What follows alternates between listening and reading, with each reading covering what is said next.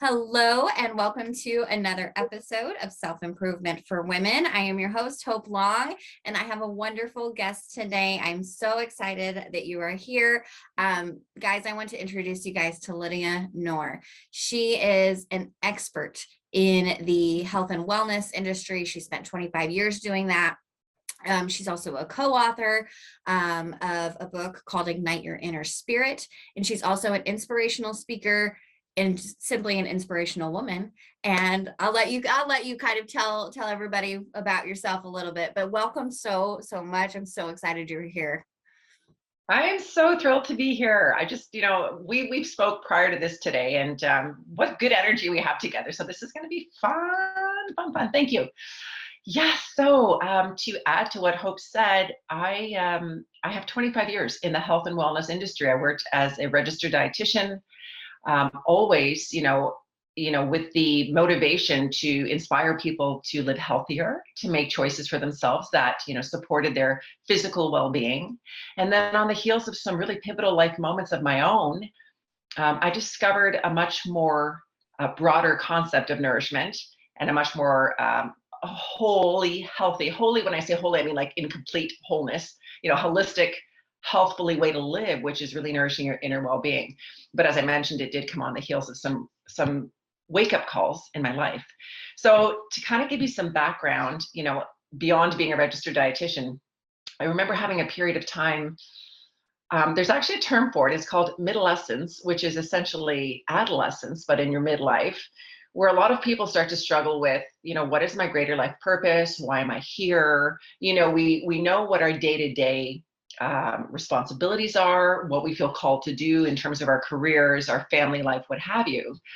But it's a pretty common phenomenon, to be honest. And I was going through it myself in my 40s, thinking that there was a bigger purpose to my life. There was this inner restlessness I was feeling, and I knew there was more I was meant to be doing. And I remember saying to my husband, sharing this very, very concern with him. And he said two things. He said, just do what makes you happy. And he said, and don't focus so much on finding that one thing, just be more present. Be more present with what's in front of you right now versus, we all do this, oh, I wish I could turn back the clock to a certain time. Or, we feel a lot of angst, as I was, about what is my bigger purpose calling? What am I meant to be doing?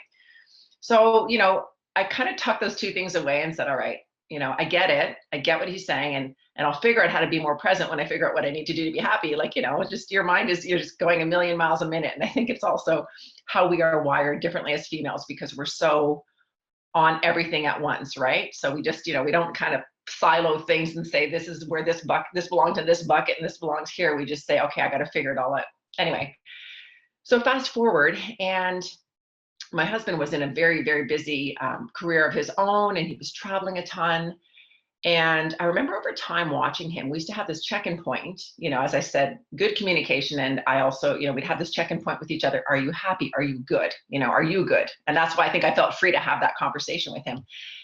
But I was watching him grow really, really weary through his travels. I could literally see him aging before my eyes.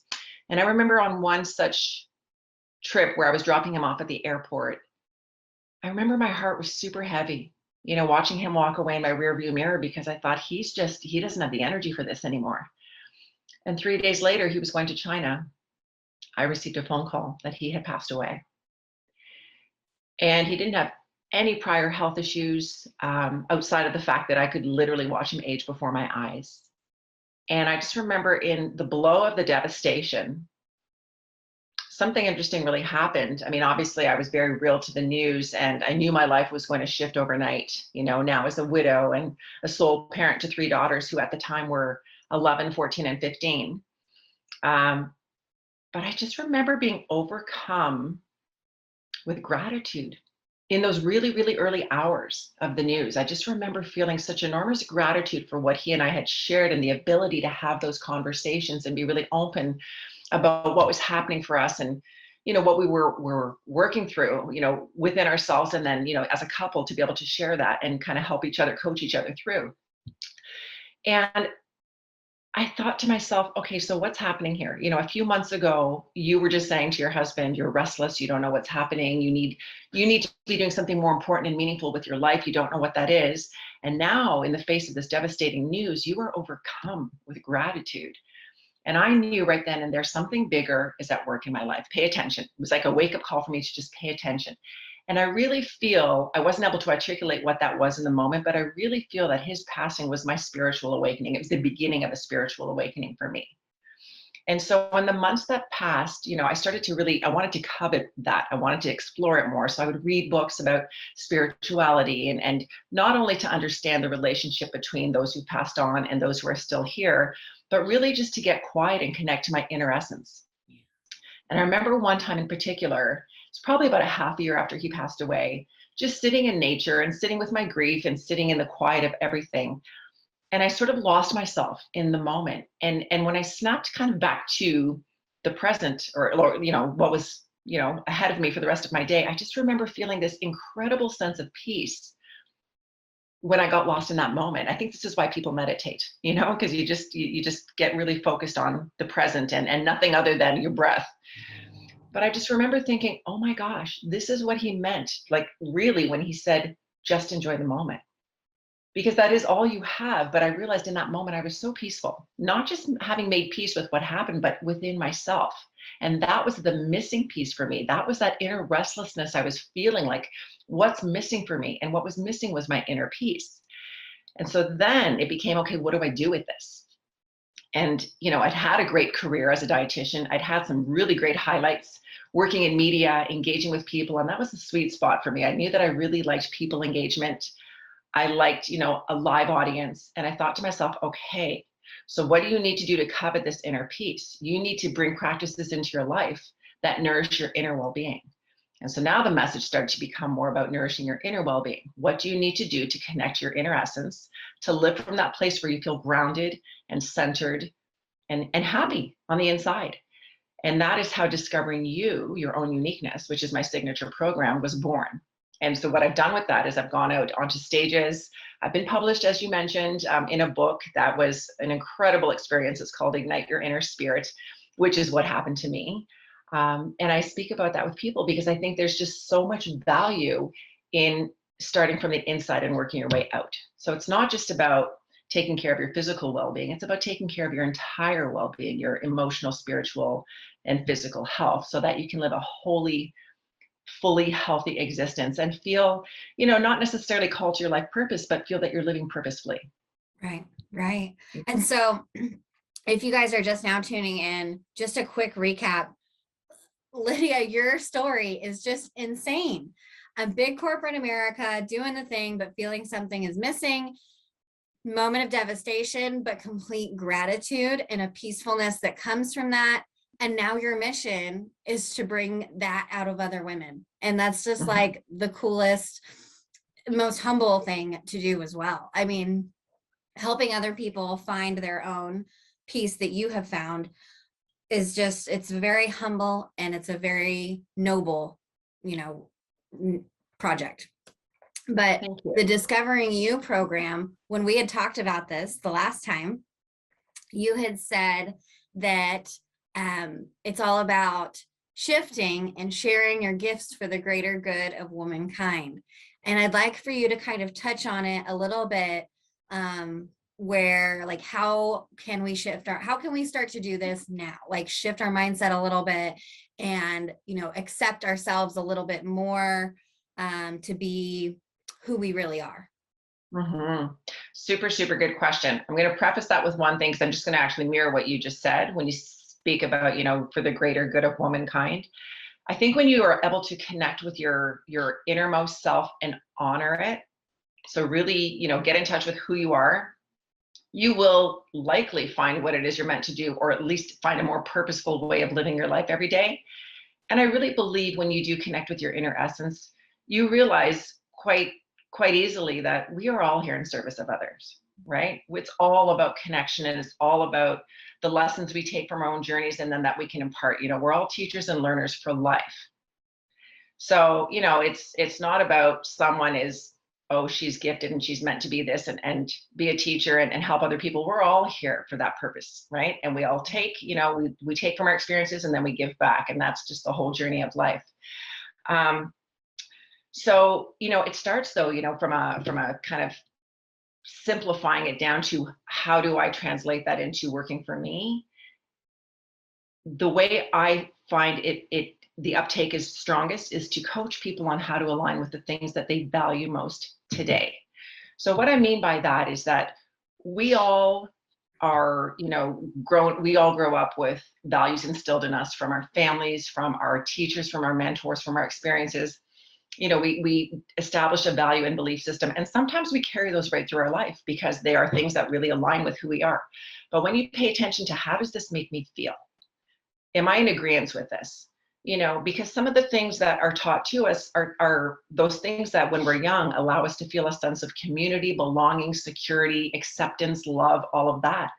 But as we go through life and experience life on our own terms and receive things the way we receive them and process them and then move forward in a way that, honors ourselves, we may or may not align with those things anymore. So it's really important to take stock of what you value at certain times in your life and what you really resonate with and feels like a yes to you. Pay attention to your energy. How does it make you feel? Mm-hmm. We always hear that. Get out of your head and into your heart. How does it make you feel? And if you feel that this is in alignment with you as a person, that you feel that, doing things this way feels good to me. It honors, who I am on the inside. It feels authentic and right for me. Then align with those things. And so, when I coach, I will go through a whole series of ways in which you can establish your core values. So we'll start with a really huge list and we'll siphon it down to like maybe five-ish, five or so. And then you just say, okay, these are the things that I really align with. How do I integrate that into my life now on a more regular basis? So I'm going to give you a few examples. Some of the like top level ones for me, health and well-being have always been. I had a career for 25 years in food nutrition, but now through my life experiences, health and well-being is a much broader term for me, and it incorporates spiritual well-being, emotional, mental well-being. So I bring practices into my life that allow me to incorporate that into every day. Connection, and I think that's a human, everybody wants to be connected. But, connection isn't just about you and I hope. Connection is about to something I can't see as well, something bigger, that thing that I was awoken to in the face of that pain, in the face of that news. So I try and covet those connections more. Creating positive impact. Again, I just said we're all in service of others. Not everybody thinks that they have a gift to offer, but everybody does. I say to people, think about your engagement at the grocery store with the cashier. If you have a 2-minute conversation and you lock eyes and you might have just made that person's day by having a conversation with them for 2 minutes. That's called connection. It's called creating positive impact. You just don't know the influence you may have. So we all have the ability within us to create positive impact, to connect with people, and be in service of others in that way. And then there's the really tangible ones like honor and integrity and trust and punctuality and all those things that may be of value to you, may not be of value to someone else. But if they are things that are of value to you, you'll know when something is not aligning for you because it won't feel right. So if somebody doesn't value those same things, you'll feel it right away. You'll say that's just not an important value to them. And that's a really good checkpoint, because I find in terms of meeting new people, relationships, as we've talked about, I'm widowed, so I'm dating. And it's really easy to see those things in people that align with the same values that I do, or where they place what's important in terms of their values. And if they line up or they don't, it's kind of easy just to say, okay, this is a go or it's not a go.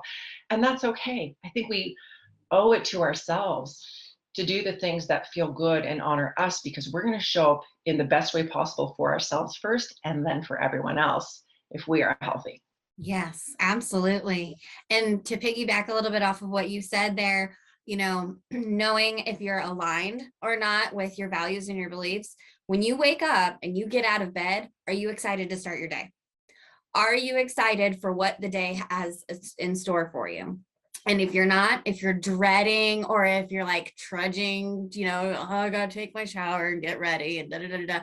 If you feel like that, that's a heavy, gross feeling. You need to start doing things every day for you that will get you excited to start your day, that will get you more motivated in your life. Yeah. Because Yeah. like staying stuck, and I say this, I just had an interview with a woman who broke out of her 9 to 5. And, because of that experience for her was a spiritual awakening. She realized how depressed and angry and her job was not something that really started a fire within her, right? And she decided to take her life back, and she wanted to do things that really sparked her energy. And so she did. She quit her 9 to 5. She started her own business. And because she was implementing all of this energy that was already within her, it was already there. It just didn't have an outlet. Her depression gone. I mean, just she wakes up every morning like with a sparkling cup of coffee. Life is just good for her because she decided to start following her passions and being present in her life and showing up for herself in the best way she knew how. Showing up as her authentic self as well. Correct. Honor your authenticity, listen to your inner knowing, because it's the only thing that will never steer you wrong. But we quiet that down all the time based on what I said, other people's values, expectations, outside influences, what we learned behavior. I mean, there's so many external influences. So, I think the key that I have found through my own experiences, and my story goes on, there was some other pivotal life moments and things I had to navigate through, but the one constant that I learned, or that I was woken up to with the passing of my husband, and that I've been able to implement at every junction of my life, is the practice of gratitude and finding silver linings. Because here's the thing, when you can find silver linings in the face of not just the good stuff, but more importantly in the face of the not so good stuff, you're really getting in touch with your heart. And when you're getting in touch with your heart, it's there where you can find inner peace. It's there where you are living in the most authentic way possible. So listen to your heart. People always say, be true to you. It's as simple as that. And most often, unfortunately, especially with women, we don't allow ourselves that. It's about giving yourself permission to actually be true to you. And that doesn't mean shunning responsibilities. We all have them. But it's shifting your mindset to say, hey, if I take care of what matters to me, if I take care of me first, I'm going to show up as the best version of myself for everyone else. Yes. It's like putting the oxygen mask on for yourself first, right? Right. It's a simple concept, but we all just say, I don't know. I've actually sat on an airplane too and thought, geez, that feels selfish if I put the oxygen mask on me first. Right? I mean, that's how our silly little brains work. But then you think, actually makes perfect sense. Because if I'm taken care of, I can take care of everything else around me too. Absolutely. Absolutely. So before we end this, I could talk to you forever. But before we end our show today, I need to ask you one thing before we want to leave the audience with. If you were to pass tomorrow, what is one thing that you would want to leave with the world? I would just say thank you. And I say that, and I tell people, the most important thing is to say thank you, because it serves so many purposes. When you say thank you, it's just a repeat of what I just said. You are, first of all, you're very present. When you are expressing gratitude towards someone, or even just within yourself, you're right in the moment. So you're experiencing what it means to be present, and to really be sincere about what you are grateful for. You're acknowledging that you have been on the receiving end of all that life has had to show you. So by acknowledging that in gratitude, that's what I would say. That is so. And people have asked me that too. They've asked me, what would you say to your husband if you had, one more thing to say before he left? If you'd known, I would have said thank you. Because the experience made me so much richer. Spot on. Lydia, thank you so much for coming on today. I love talking to you. And I think we're going to talk some more. You guys, Lydia is an inspirational speaker, which means she can do podcasts, she can do interviews, she can speak on a stage. And right now she's got some big stuff in the works. I'm not going to do any spoiler alerts, but TED Talk, if you're watching, this is your girl. I just love talking with you. Thank you so much again. Thank you. Always my pleasure. Thank you so much. Love meeting you. You are a beautiful soul. All right, you guys, thank you for watching, and we will see you next time.